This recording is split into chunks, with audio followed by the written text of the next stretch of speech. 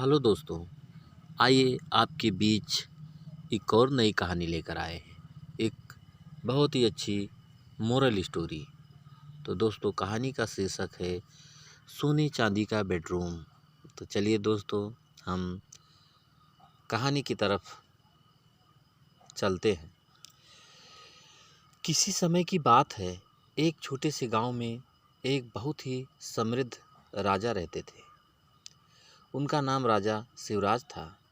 वह अपनी विशाल संपत्ति, सोने चांदी से सजे महल और भव्य जीवन शैली के लिए प्रसिद्ध थे। राजा शिवराज के पास सब कुछ था। बड़ी बड़ी कोठियाँ, बहुमूल्य रत्न, विशाल बगीचे, शानदार वस्त्र। मगर उनका एक सपना था, एक ऐसा बेडरूम बनवाना जो पूरी तरह से सोने और चांदी से सजा हो। राजा शिवराज का दिल बहुत बड़ा था और वह हमेशा कुछ नया और असाधारण करने की कोशिश करते रहते थे।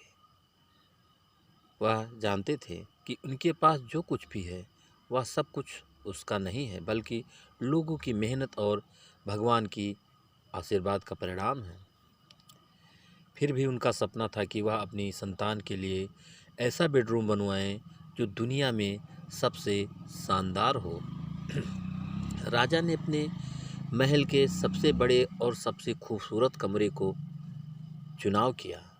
वहाँ से दूर दूर तक दृश्य दिखाई देते थे और कमरे की छत बहुत ऊंची थी।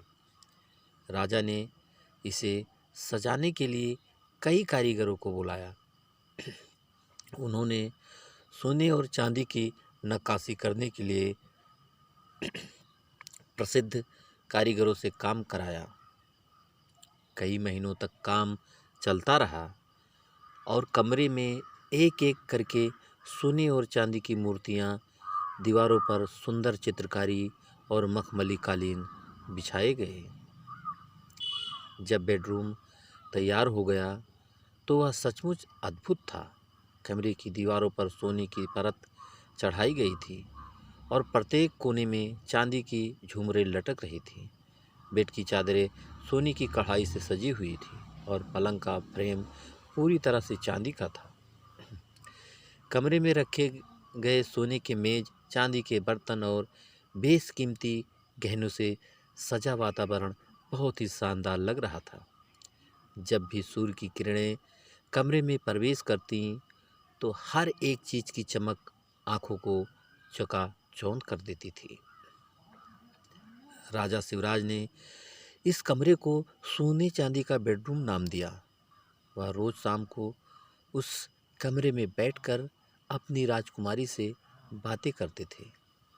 लेकिन एक दिन कुछ ऐसा हुआ जिसे राजा को गहरी सोच में डाल दिया। एक दिन राजा शिवराज का ध्यान बगीचे में खेलते हुए एक छोटे से लड़के पर गया।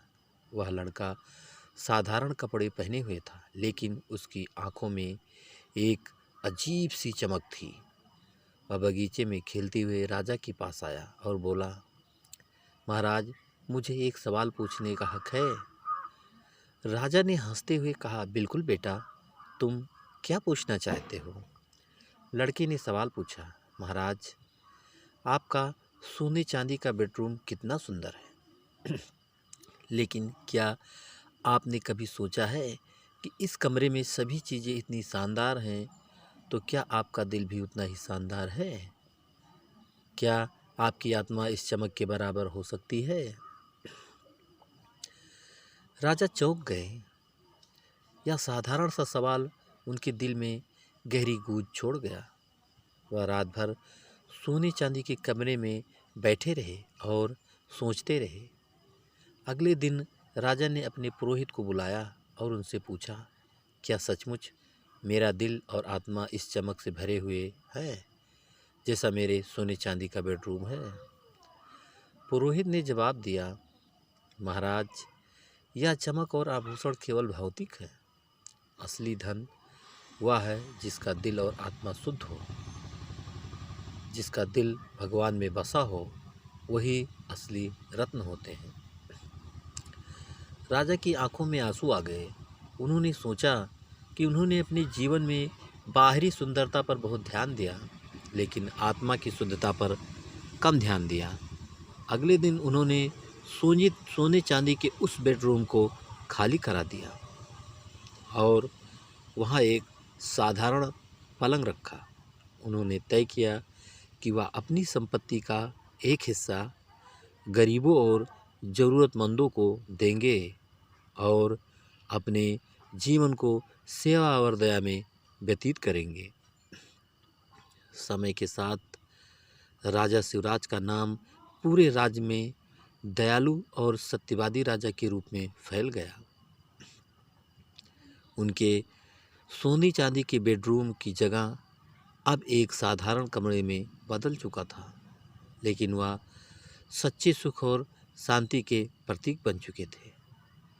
दोस्तों, कहानी का संदेश: सौंदर्य और संपत्ति की चमक झूठी हो सकती है, लेकिन दिल और आत्मा की शुद्धता और दयालुता ही असली धन है।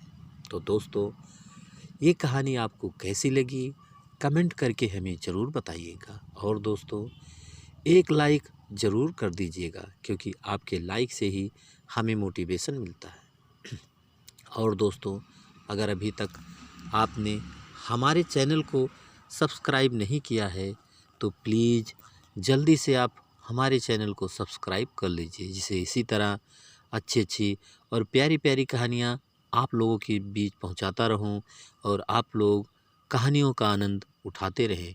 तो दोस्तों, एक नई कहानी के साथ आपसे फिर मुलाकात होगी। तब तक के लिए नमस्कार।